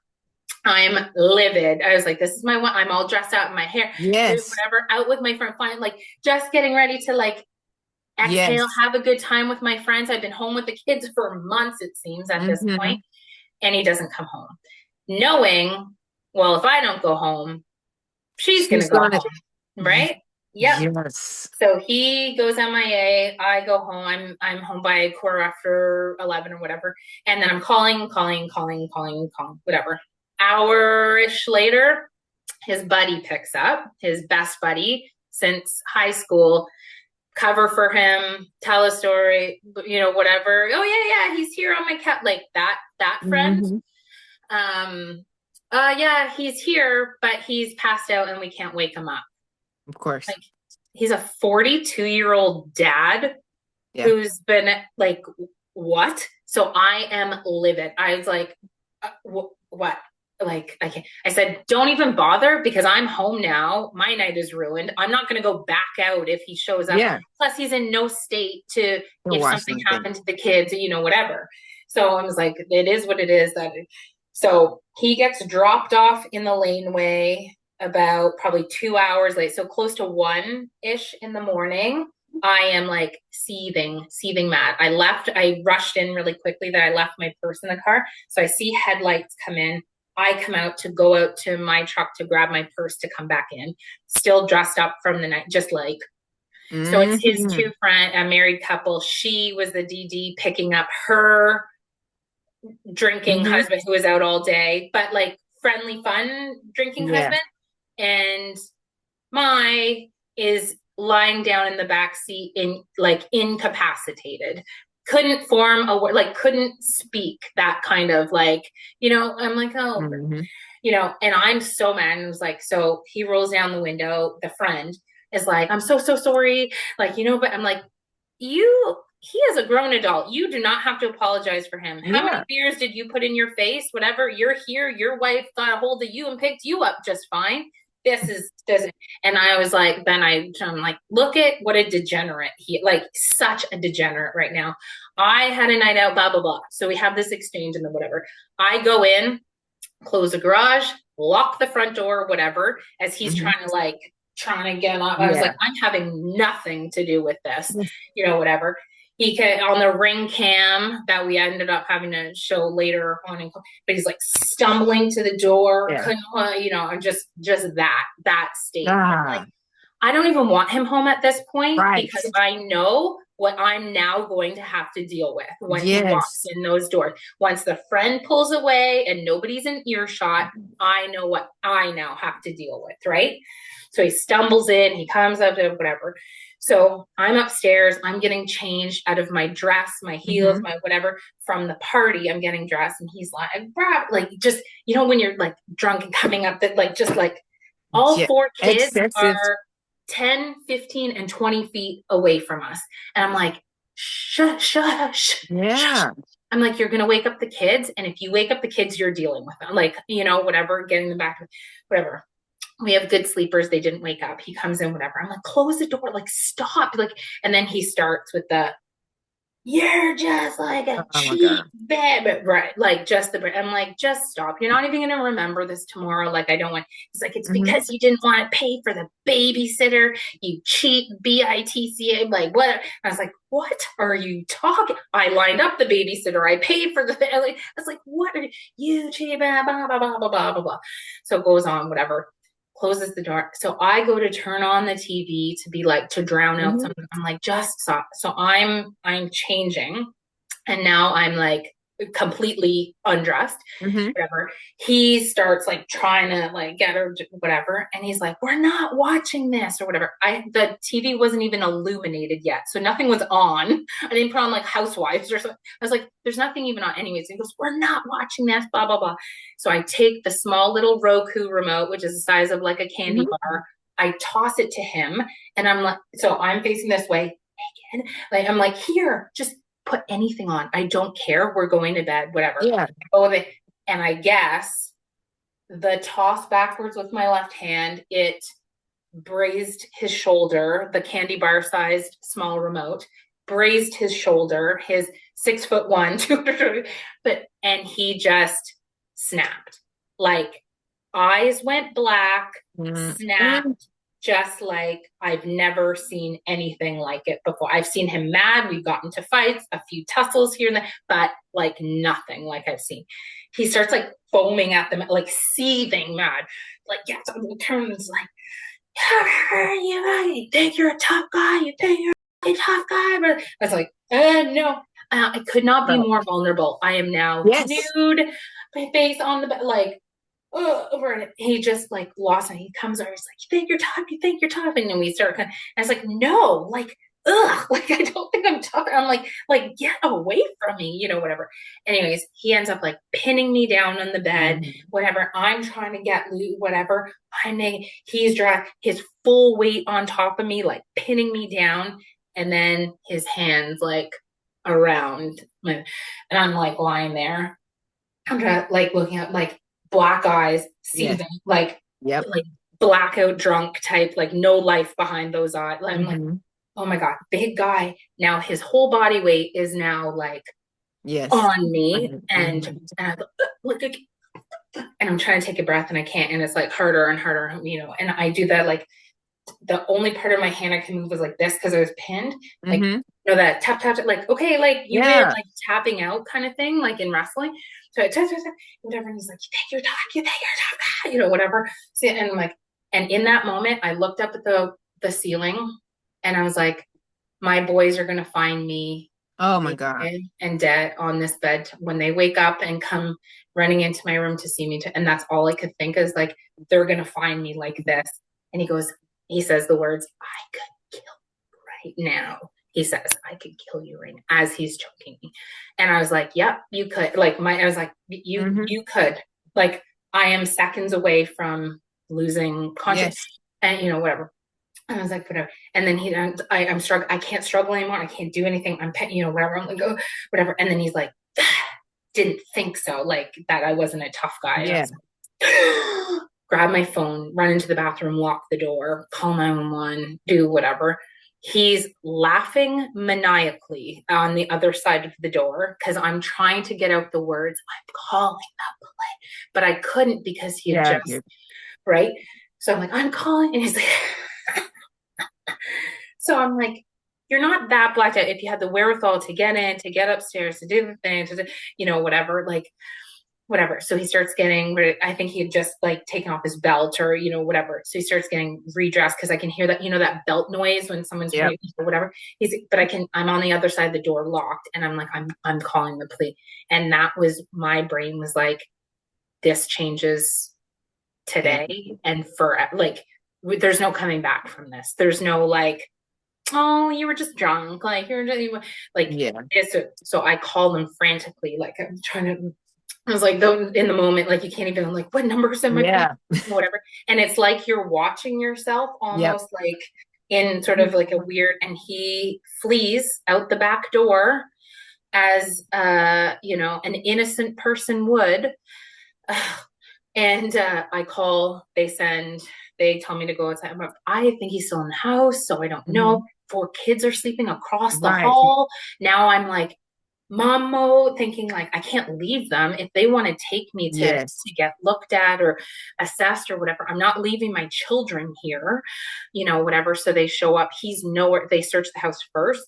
I go out. They said he's not here. I was like, well, he didn't set off the Ring camera, so he didn't leave. And they're like, we've checked he's not here. Then they realized that the back sliding door was unlocked. He went out through the back door, through the like construction zone, ditched his phone because they were trying to ping his location, ditched his phone and took off and somewhere. And I still to this day I have no idea where he went. So then they said, well, you can't stay here. You have to wake up all 4 children and bring them to the hotel. It is now 2:00 in the morning, girl. And now I am waking up when I could hardly even get out word. I'm all like red and frantic, whatever. They're taking statement. EMTs come, and now on my street is like police, sign, like lights and all the like, what's going on over there? Right. The perfect little family. Weren't they just posing for? They just had their daughter's birthday 3 days ago. Like, what's happening? Whatever. Yeah. So I wake them up and I'm trying to think on my feet, like, what do I tell my kids? Right. Like, what do I tell them? So I go wake them up to get some clothes and bring them to a hotel. And so about a week earlier, because we're in a new construction zone, the fire alarms went off for no reason. So I'm thinking, I was like, oh, there's lights outside. So I was like, I'll just kind of, I have to lie to them. So I'm like, oh, you know how when they're just here and they're going house to house to make sure all the houses are safe and they just want to make sure. So we're going to go to a hotel sleepover. And then my youngest is like, Mommy, you okay? Because I was like, kind of, but just had to put on that brave, like I said, I'm not leaving. They wanted to take me in an ambulance to go. And I said, I'm not going. I'm not leaving my children here, because if then children's services then get right. And I was like, I remember what that was like. Yes. And it's different nowadays, that it's like, so I signed off the thing saying I'm willfully not going, but I will in the next day go when they're with their other parent and, whatever. So, and then that's kind of whatever. He had to turn himself in because he fled. He had to turn himself in. I had to go to a hotel, keep up the everything's okay. Right. And then even in those moments, to those 4 kids being like, no, Mommy's just a little bit, no, Sarah, anyway, made up this whole story, brought them there, whatever. He had to turn himself in. And like I said, then that changed the instantly they put a no contact order. So I think that like equivalent to like a restraining order or whatever, instantly. And then the cops laid the charges. I didn't even have a choice. They now in Ontario, and I don't know if it's the same there, but if they have enough evidence and reasonable cause, they let it. So they don't, do you want to charge him? Because what's the statistic? 7 times it takes the average woman to actually leave, because the next day, sober second thoughts, and the very apologetic abuser, I had too much to drink and you blah, blah, blah, blah, whatever. They go back. And I would have, and honestly, between you and me, if it didn't happen the way it did, I don't know if I would have, okay, maybe if we just don't tell anybody else and we just work this out for the kids and then they don't know, right? You're still covering for him in those moments. Then he had to come back and get some clothes, supervise, whatever. And the moment I knew, like, this is over forever, we're never, is when he looked me dead in the eye, the straight face, the way I'm looking at you, right, and said, I didn't, that didn't happen. Like, you were drinking at the party that night before, and it's like, am I a crazy person? I think I am. Yes. He was gaslighting me. Even my voice was still raspy. Yes. Being strangled, that I couldn't even quit. And he's telling me, he's like, I didn't do that. Like, you're not remembering. I didn't choke you. Like, I didn't. Then I knew, I'm like, this MFer is even in this moment looking at me being like, that didn't happen. You're not remembering it properly. And I was like, I am in the worst nightmare sequence that I know it will never change. It will never get. So I'm here to say it doesn't get better. It does whatever. They keep pushing it. Oh, she'll tolerate that. Push a little bit more next time. Oh, she still stayed. cheated. Oh, she still stayed for that, Yes. right? And you push until they throw you off a cliff, and then you're Yeah. waking up in pieces, wondering like, why do I feel like I'm in a million Girl. pieces at the bottom of a canyon? Yeah. So yeah, it was a really guillotine split ending to something, but like you said in the beginning, it was the kids relationship, the bond I had with the now my kids know the 5 years at that age is 5 years. your whole memory of your life is now with this person as your stepdad, Yeah. me as the stepmom, and siblings, right? Step siblings. Golly. Overnight with no explanation, no warning, and still to this day, no understanding of, well, why What can't we go happened? see Sarah again? Well, when are Blake and Dylan coming home? And when are, and it was like, um, that was the hardest part. And then Um, he can't ever come back home. We don't never see each other. There's 6 charges laid in the end. It ended up being 6 charges, mhm. this and that, no contact order. Like I said, like the restraining order, we can't even text, communicate, we can't call, we can't, and I'm left now all the bill, the house, the kid, the Yeah. thing, right, to pick up the pieces of all of it that he caught, and now I'm the one left Yes. in the pile of In that proof. shambles, Hmm. and he can't be within 250 meters of me, and he moves 300 meters away from me. After all of that, you'd think I want to be as far away from this person as possible. Yeah. And then the stories to the flying monkeys, then the getting friends to turn on me, then again, probably the same narrative that we've heard time and time again, where, oh, she's crazy, she's making it all up, she actually hurt me that night, blah blah blah. And then that trickled into 2 trials that we went to, and his lawyer that he paid a whole lot of money for saying, well, you're the aggressor, and you're the and you'd have some drinks and hurt him. And I was like, yeah, it was just like bananas. BANAN. Like I just like, you couldn't even write this. Like you'd be reading this, but like there's no way. No, there's no way. You're Yeah, lying. I wish. I wish this was fictional. Yeah. So it was yeah. I was not prepared for that plot twist Mm, because I'm like, we getting to the end of this. I'm about to ask her like how yeah. he moves 300, like he, Towing that line really close. But just outside of but the rules don't apply to them. The laws don't apply to them. Whatever, it they doesn't. don't. He's driving by my house, direct line of sight to my house every single day.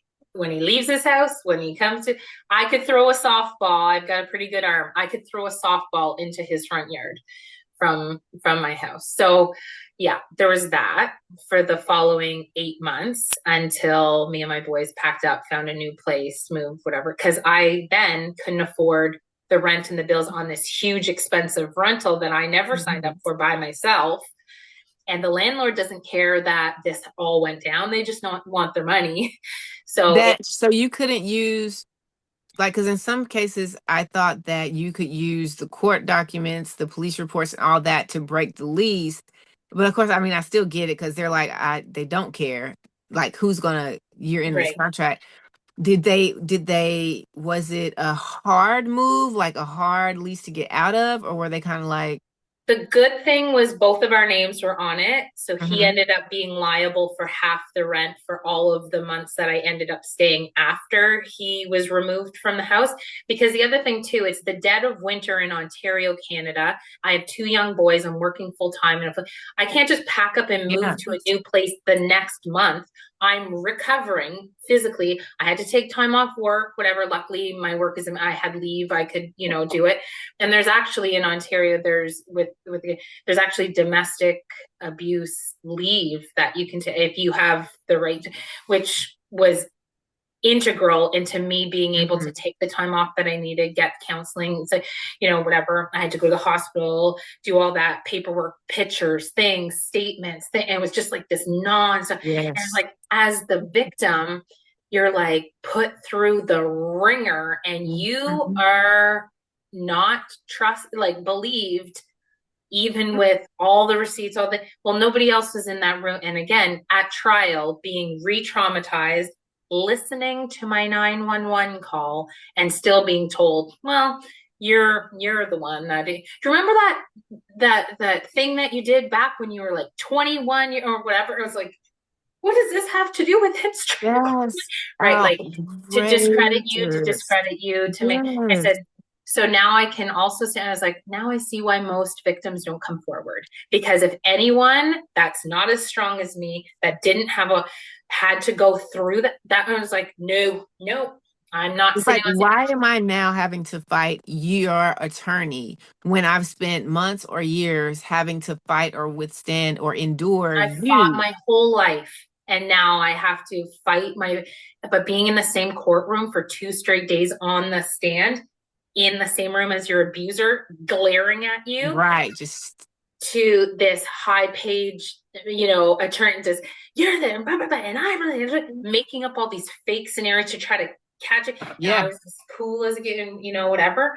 But I have to say that not a lot of victims get to listen to their 911 call. So if you read into that, so I am lucky in that sense that I got to sit there and defend myself and whatever. Yeah. It still came down to he said, she said, and discredit a victim enough until, well, you know what? There was no one else in that room that night that saw it.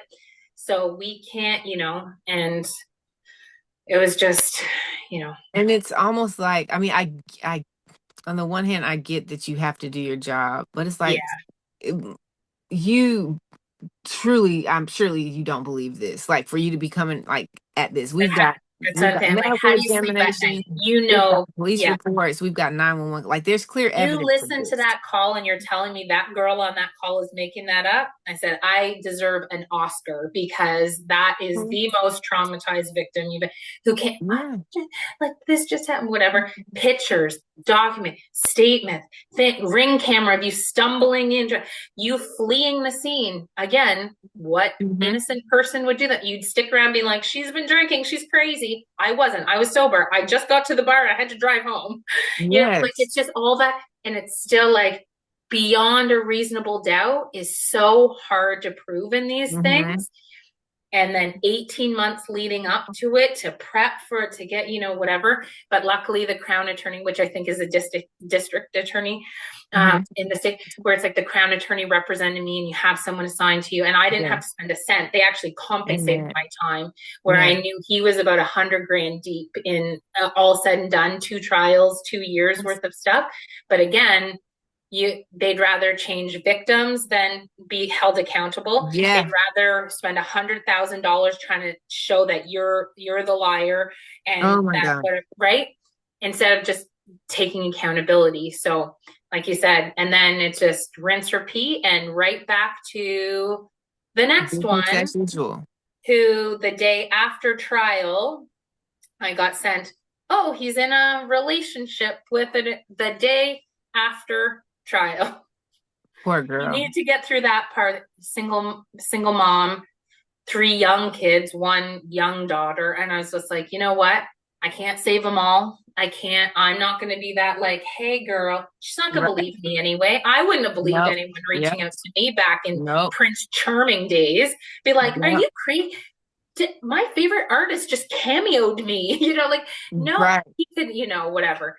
But she chose a woman abuser, a charged woman abuser, willingly. And I said, that's unfortunately, and I don't want anything to happen to anybody else, obviously.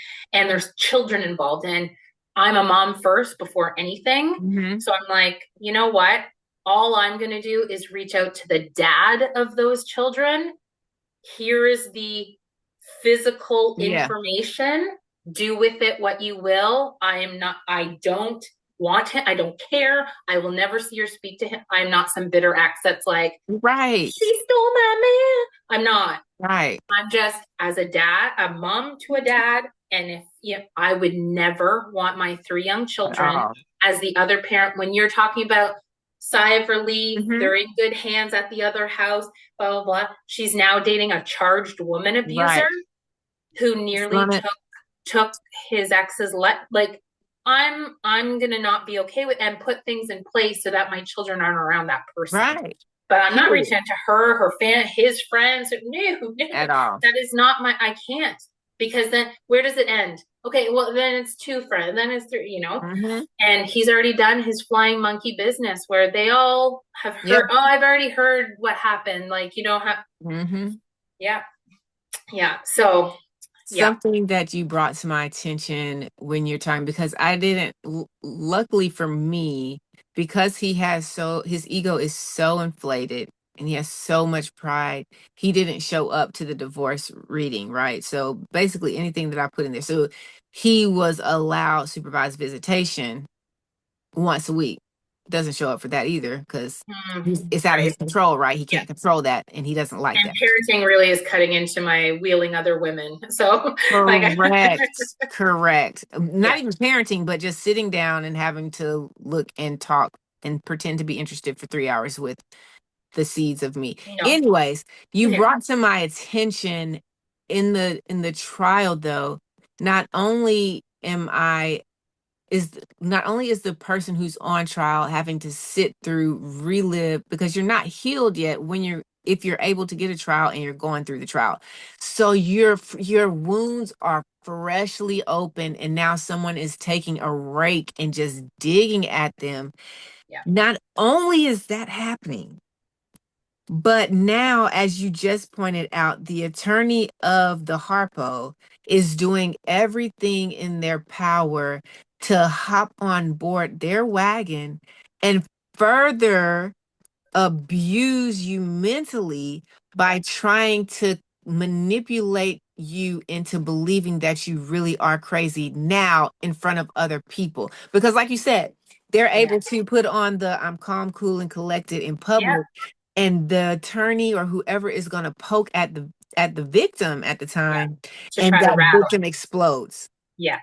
Oh, and look, now you are crazy. understand. Look at you. You are the aggressive. Look at and pit and poke and pit and like the most outlandish things thrown at you to see what'll stick, what'll get you going. Okay, what'll really discredit her as a mom. Did you ever, and but and it's like, but the thing that crowned the trend is like, I gotta stay calm. As much as I wanted to jump across that courtroom and personally do what he did to me, right? Yeah. A couple of times, you can't, because then they're gonna be like, yeah, look at how aggressive she is, and whatever. And it was really awful to go through. And even the police officer who was the first on scene who testified in my trial, he came out and he just like put it in, he's like anyone who has to go through that. He only did a small portion being, well, what did you see? And it was that action and blah, blah, blah. And that doesn't quite mean that and blah, blah, blah. He's even being raked through the coals, where he's like, girl, like, I commend anyone who has to go through that, whatever. Not only has what happened to you happened, and everybody knows it happened. The judge is looking like, girl, I know this has happened, but you have to prove that it happened. I said, did I take my hand and like reverse them and put them around my own, because the hand print. And it's like everyone in that room knew it happened. His parents are now sitting behind him in trial. His ex is sitting behind his sister, who I was just up until months ago. We're like all good, buddy. Right. Finally, and now blindly supporting that narcissist, whatever. They spent their whole just sweep that under the rug. We won't just it gets a little lumpy, but we won't talk about that. We won't bring that up. We don't want to get him mad. Like, we don't want to see him mad, And it's just like, now I'm in the courtroom on the stand being grilled, as they're like, yes. It's like, you guys have known me for 5 years now. Have any of this in 5, anyway. So that was traumatic, but it was necessary. And I said, I don't care what, again, I've been through worse, where I will sit back. If that was what happened was the worst, then having to go through and tell my story, I have to do it. And I will be there and see him as they're walking in with okay, who's the highest paid, attorney in this? Okay, him, yeah. So I said, no, I will sit there, whatever. And I have to say, I got kudos from the Crown Attorney, from the officer. It's like, you made an amazing one, because it's like factual to the point where and you stayed calm, cool, and collected the whole time. And you have to. You get a hot head in court, and everyone turns maybe she is crazy. And they're just sitting over there like nothing's happening. Didn't say a word. The whole intent just. You want to know what's playing funny? My 911 call, and he sat there as if he was like listening to,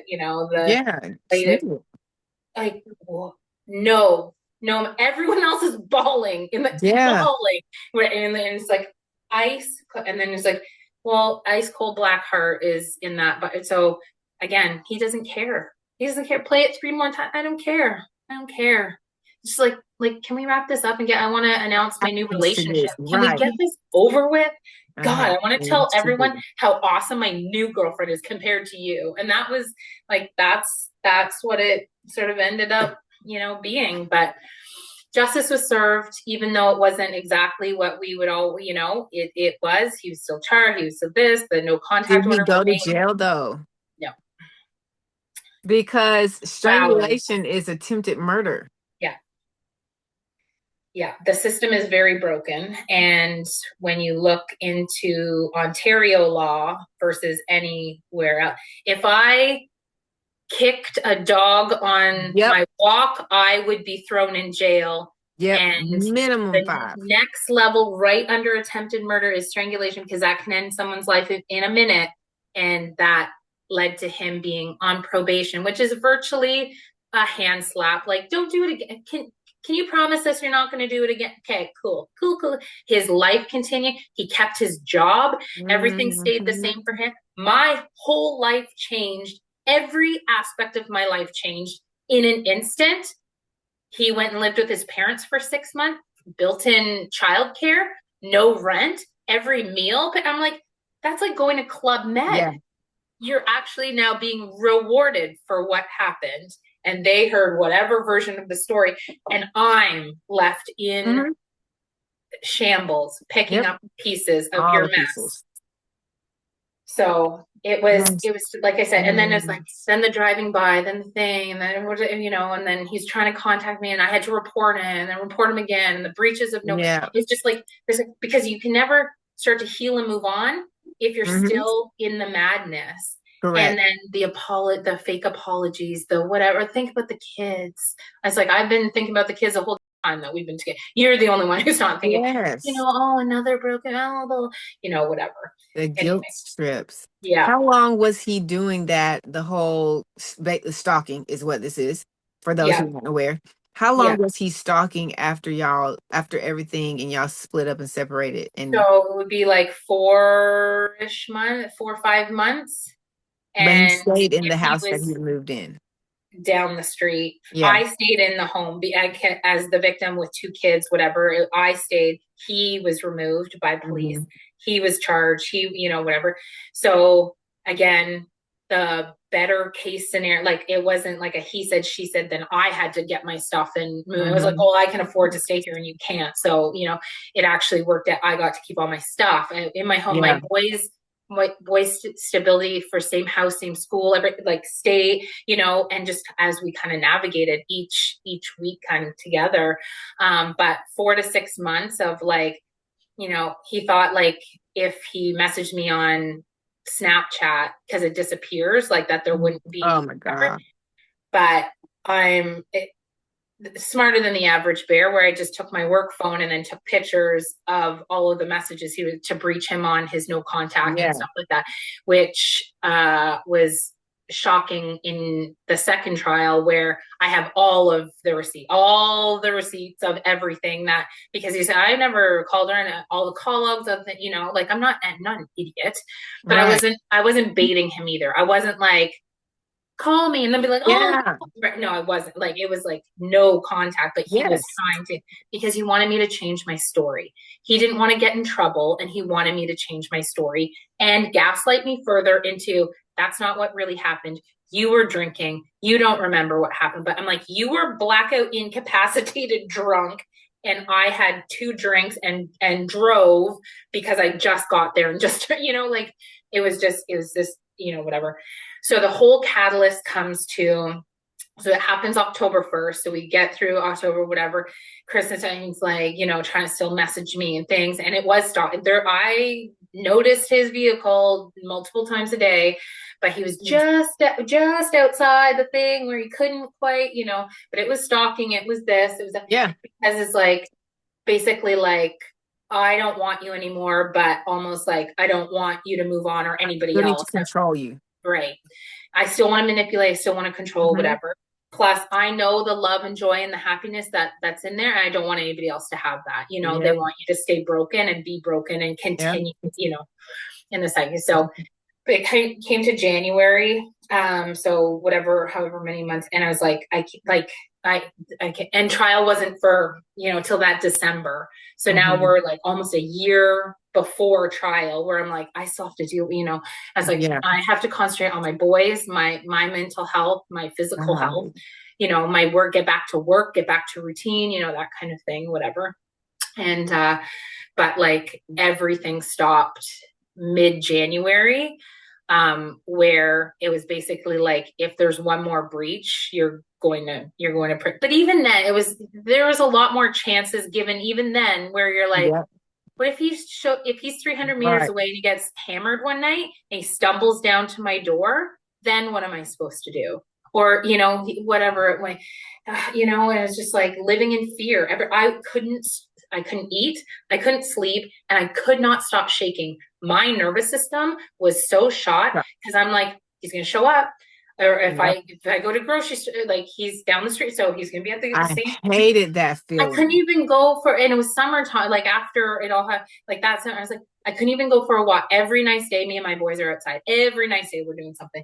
I was like, and we'd always walk. I was like, I don't even feel safe on my own block now. And we live in this very prestigious, beautiful neighborhood, but he's down the street. So what if his kids are out walking? Then what are we supposed to do? What if he should, it was just, I could not stop shaking, and I could not calm my nervous system, because it was the head on a swivel 24/7, where always I couldn't stop, so everything stopped mid-January. And then he had arranged with police to have 2 police officers so he could come and get all this stuff and officially move out to the place down the street. So whatever, 6 months later. And so 2 police stood there for 5 hours as he moved all his stuff out, whatever. But even then, he shows up and just walks in through the garage, and the police aren't there yet. Like, just as if like, what? Like, I just want to get this out, I'm like, oh, and it put me right back. I'm like, oh my God. It was awful. The whole time he was there, I felt like I was going to throw up. I was just shaking, because now my abuser is back in our family home, taking out half the stuff it was one of the toughest days that I had to go. But I'm like, take it all, take it. And it's like, well, technically. And a narcissist always keeps score of every. He knew every single thing that he paid for, that he bought, every gift he bought me that he wanted back. It was like that tally of like, I technically bought those bars, so blah blah blah blah. So when we blended the house, I sold my boys' beds and we got them bunk beds, but he technically paid for those bunk beds. So I sold this, but then I bought this. He sold that, I bought you, right? He took my boys' beds, all 6 beds from the house, because he technically paid for the bed. Because so I paid for the dining room, my living room. He paid for the bedroom. Whatever. He would rather take them Yep. and put them into storage. Then Yes. my sweet boys who were stepchildren to him, but to have a place to sleep that night. That's what he would rather do. Yep. And he did. The level of pettiness with them is astronomically insane. I couldn't, like, taking a mantle off over the fireplace off the wall and the medicine cabinet that was screwed in, like that level of just like, Yes. I bought that for this new place. So I want to the mantle, Yep. like the mantle. What the hell are you doing with a mantle walking out of it? Okay, so you'd rather put that all in storage Then than, let you have it. and he did, and that's it. And I said, take it all, take it all, take everything Yeah, that you bought, that please. you whatever, please, because I don't want a single memory of you. Yeah. I don't want to. And as a mom, what I did the day before, my boys weren't there, obviously, when this all went down, when he moved his stuff out, but I walked hand in hand, each boy, we walked around and we're like, he's going to move his stuff out. So, and his two kids, so let's just go around and like, what's ours and so that when you come back from daddy's, because some things are going to be missing, Yeah. but just so that like, so I took them room by room and I'm like, okay, so no, we'll still have that, and luckily most of the stuff in the house is mine, so I'm like that, and just kind of got their little brains around mentally, like, you're going to come back and some stuff's going to be missing and gone, but like that's okay because we know what's going to be, Yeah. So I found that was really helpful, and we took all the pictures of all of us down together because I was like, we don't want this up anymore, we don't want to look at this, Yeah. but how do those little brains comprehend that? And it's like, so why Because are they they're never coming back? yeah. And then like they're so, because your boy sounds a lot like mine, how smart and alert. Like he's he's so aware of when the smallest who was Yeah. eating candy last night? There's Yep. a wrapper on the table. Did you Yep. did you eat your dinner first? Like But I'm like like, how wildly aware. You're like yes. so observant. It's like, who's So this little absurd. cup? There's a shot glass in the sink. Who A baby was here overnight, because who would drink out of a glass this small? It's like, and then he names his youngest cousin. He's like, was this? I was like, they're so hyper aware of everything around them Yes. that you think, oh, they never heard us fight. They never know. And it's like they And know. they did. They're the They biggest did. energy observers that they pick up on that tension, that energy, that whatever. But they were never close with him because he's not a loving, nurturing, carry kind of Yeah. person. So the way that you would normally, like, if there was a sudden death or like whatever, that you'd be like devastated, where they're Yeah. like, meh. It's Well, he just was always disconnected. golfing, he Yeah. was always out, he was never home, That's and I was good. like, you know what? They don't have that, like, but, and like we, said 3 chapters ago, they have their dad where like he wasn't the father figure. He wasn't the, you know what I They mean? have They a have full healthy daddy. example. Exactly, that they Actively spend healthy. 50% of the real time with, where Mhm. that relationship, whatever. But I explained it to them, and they understood. And again, in terms that they could obviously understand, but Right. that he wasn't coming back and this and that. And yeah, so then we moved, then we restarted over again, my life, just like, okay, here, starting all over again. Um, Wow. yeah, and that kind of brings us to, so 2 years today. 2 years today was the last day where I was like, I will, and I said, look, you will never see or hear from me ever again. And And until we were face to face in trial, but that was today, 2 years ago. So I'm 2 years narc free, God. and Woo, yeah, woo. happy, in love, thriving. My boys are great. Our new place, like, just life comes back around, It does.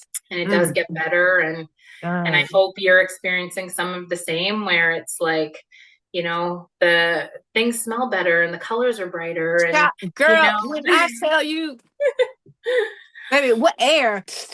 What is air? What are y'all putting this stuff is good? Yeah, Girl, the freedom freedom. that you feel after you've been like literally just pressed underground for Yeah, so long is so different. yeah. And I'm They so glad compare you it to said that. coming out of jail after a 10-year sentence. It's like, oh my Yes. God, I can hear birds I chirping. I can can hear hear things again. You were in that cave of, you're oh my underwater in a cave with a yep. straw to breathe out of. And that's what you Yes. were doing Ooh. for however long you were with that narcissist. And you come out and your shackles are off and you Absolutely. breathe that, and you could go and get McDonald's on your own and nobody's gonna, like, And it's nobody's gonna coming out of question you. jail. There's the Oh my freedom. God. There's nothing comparable to the freedom that's felt when they finally leave you alone, move on, and then you can Yes. start to heal and move on with your life. But Yes. I am yeah, so glad I'm so glad we're wrapping that up with this moment, because that's one of the biggest messages that I want to push. Like, where you are now, if you're in an abusive relationship, is it literally does not have to be your end. no, And the longer you stay, the closer to your end you're going to get, honestly. Because, like you said before, like, all they're doing is testing to see how you respond, and then how much more they can push that line back. But you're the illuminescent version of joy after pain, after yeah, sorrow, after trauma, after all of the things that you've endured from the day you were born. hmm, Girl, good yeah. Lord. I mean, we had we had a cute little section in there, but Ooh, golly, yeah, did you earn it? You earned it, and shouldn't earned have it. had to. Yeah, So I am thankful that you are in a loving, a healthy, a vibrant, a joy-filled, loving space now, yeah, and that you can show people, you can paint the picture of what a journey can be, that it is going to be. There is traumatic moments there, but they don't define your future if you don't allow them to. right. And you are the living example that there literally is great joy and beauty on the other side. You Hmm. just have to make the decision to say enough is enough is enough, and Yeah, I'm not anymore. I'm not doing this anymore. So my sis, oh my Lord, y'all that all was a right? lot. Are That was a y'all all lot. right? I Golly, don't know if you knew what you were signing up for here with this chat, but it was baby, the a lot. whiplash. I was like, let's get, wait a minute. Yeah, Oh no. my gosh. But girl, I just want to say, Sarah, thank you so much again for your time, for your healing journey. The courage to heal, because it takes courage to heal. Ooh, You have to does. actually face the trauma, acknowledge your role in it, and then also give yourself grace through what you chose to do and chose not to do in the times that we did it. So thank you for being transparent, sharing your experiences, and now sharing your life with us, your story with us, so that other people can navigate through and just learn. Like, so much education was had in this conversation. A lot. So much education. And I think there are things that I know, but I don't think some of the things have been touched on in previous episodes. So this was amazing. Oh, I'm Thank glad. you. Thank you. Thank you. All I'm going to say is, please keep showing up. Please keep sharing your love. Please keep shining your light. Absolutely. Girl, y'all, listen, in the meantime, in between time, until next week, we are gone. Pew, pew, pew, pew. I told you that was my line. You was like, she going out. She go. Oh, That is oh. my line.